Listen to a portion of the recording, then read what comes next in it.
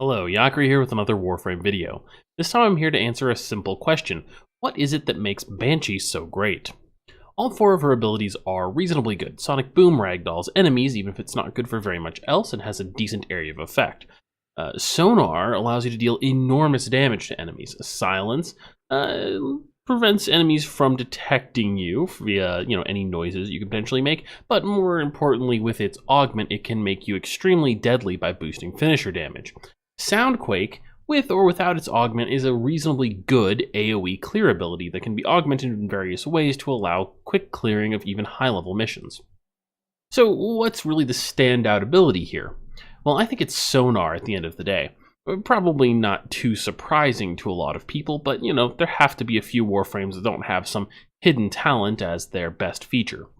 So, Sonar is particularly notable for a couple of reasons. One, its radius is huge, right? 66 meters with my current build, which is 190% power range. So that's very high base range. Additionally, the duration is pretty good, and the critical multiplier, the actual base value of the damage, amount it multiplies your damage by, is huge, right? So without mods, it's 5 times. So with mods, I've got 11.9, right? That's really, really high. Now, there's one more thing that just drives this into absurdity.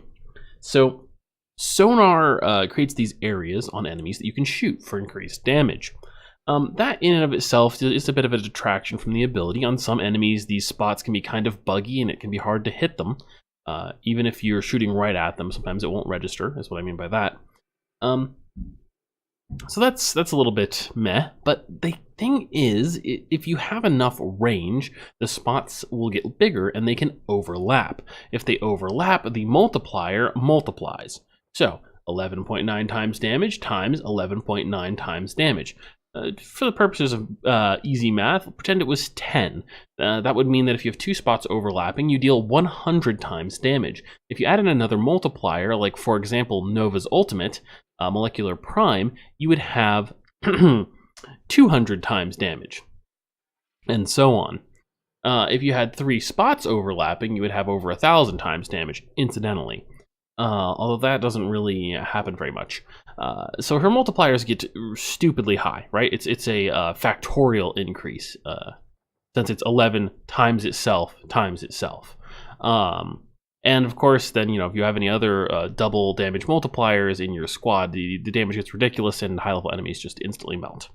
So generally, we can expect to get 1 to 2 of these multiplier bonuses when shooting an enemy.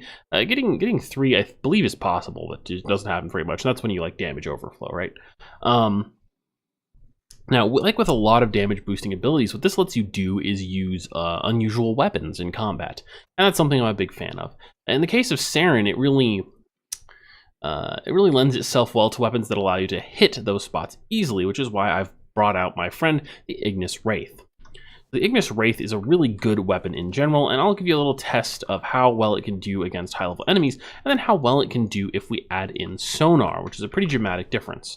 General notes about Sonar basically would be that it is the most powerful damage-boosting ability in the game for weapons. Yeah, and that's pretty much it. Generally, the most powerful damage boosting ability at all, I suppose. So as you can see, I melt through these guys in okay speed, right? It's not too bad. It takes a while because corrosive procs have to stack up and strip them of armor. Otherwise, the amount of health that they have is far, far too high to realistically kill with this weapon. And I mean, you could still slowly chip away at them, right? It's like 50,000 health instead of 18,000 or something crazy. Maybe it's higher than that. Might be in the hundreds of or multiple hundreds of thousands. I forget. But let's get a little bit of Sonar going on here. Okay, this is overkill. Anyway, all right. So let's fire off this, and okay, they're all dead. Oh, these guys lived a little bit. There we go.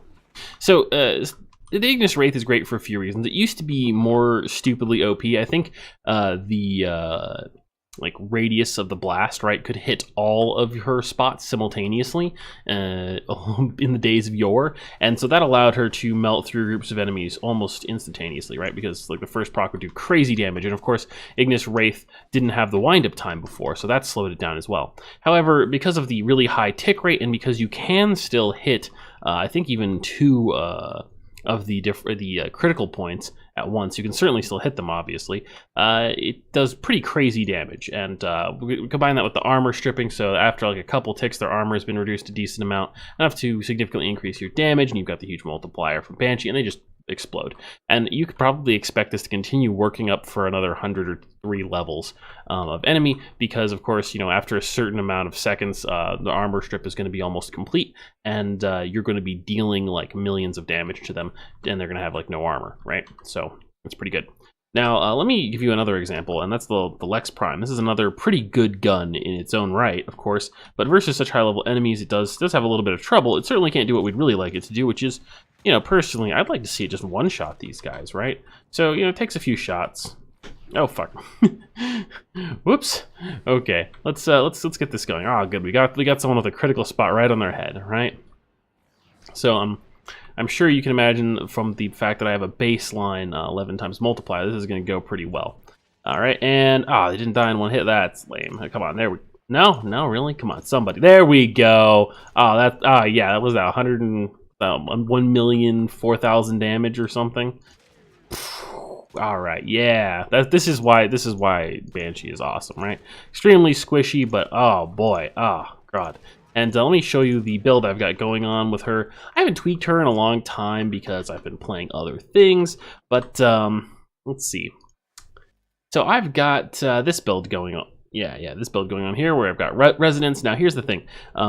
Resonance is what makes this super awesome because every time you shoot an enemy in the weak spot and kill them, it sends out another pulse of sonar. And it's this combination of powerful and really helpful because it can apply your weak points to new enemies. So you don't have to spend all your time casting sonar over and over and over again. You have to cast it like twice maybe when a round of enemies starts spawning, and then you won't have to cast it again for a little while because it's going to re-spread as you kill enemies.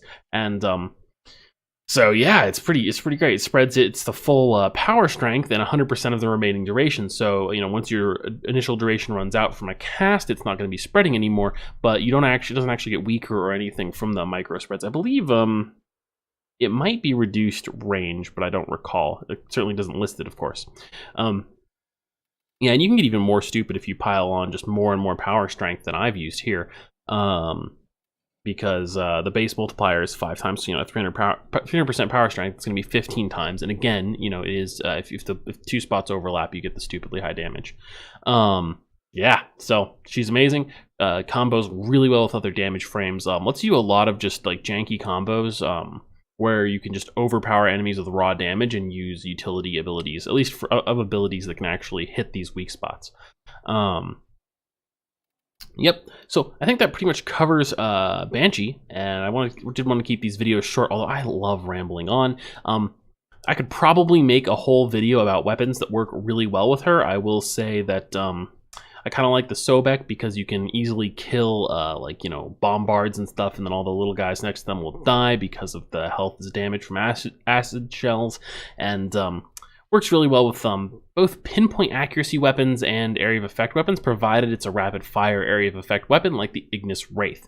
So yeah, actually there is one other thing I want to show off here. My friend the Phage. So it doesn't look as obviously impressive on the surface as the Ignis Wraith, probably because the Phage is, if anything, more OP, and I've got a nice Riven for it. Partly also I can have a nice Riven for it, of course, the Phage having a very, very high Riven stat disposition, which the Ignis Wraith doesn't have because it's popular.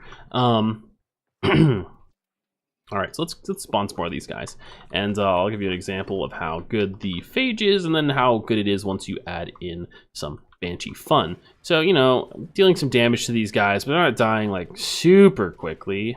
Something to keep in mind, the Phage was patched, so I think it has like 70% of its base damage and only ramps up the last 30%, so it does a really high damage right off the bat.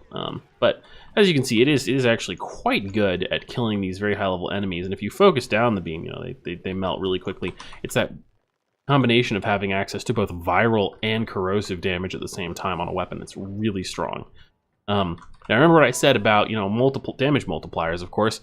With Saren, you're not going to have, or if you're multiplying the damage enemies take by 2, right? So at the end of all your other multipliers, it becomes pretty massive overkill, right? You know, like, all right, we've got 100 times damage. How about 200 times damage? It's just ridiculous. So if we just spray out the tendrils here, I should be able to get some guys to just kind of randomly die, but without actually focusing in. Maybe I won't be like, oh, there we go. I think that guy exploded early. Basically, if you manage to hit like a double overlap point, you know, of course, one of these tendrils is going to do about as much damage as more damage than all of the tendrils combined, right? And they'll just die instantly. I didn't have too much luck with it there, but basically, if you use Sonar and you just kind of sweep this around a group of enemies, they're just going to die really quickly. And of course, if you use the actual beam and you hit the weak point correctly and it detects it, like it clearly wasn't, there we go. They'll just die in like 2 ticks. You know. Especially the heavy gunners, actually. I'm still sticking with them because, of course, they take so much damage to kill. But they are particularly buggy. If you use like Grineer Lancers or something, it works pretty much every time when you actually shoot the weak point. But of course, you know, they have so little HP that they would die in like 2 hits anyway. So it goes from 2 hits to 1 hit. It's a little less impressive, right? Anyway, that's all for now. Thank you all for watching. And if you like this content, you want to see more like it, please be sure to like, comment, and subscribe. I think I'm going to be trying out my new intro on this video. I think it might be a little bit overkill, but let me know what you think of it. I'm potentially going to just chop off like everything except the very last like sub clip in it to make it like 10 seconds long instead of like 20 or 30 or whatever it's at now. And you just let me know what you think. That's all for now. Yakri out.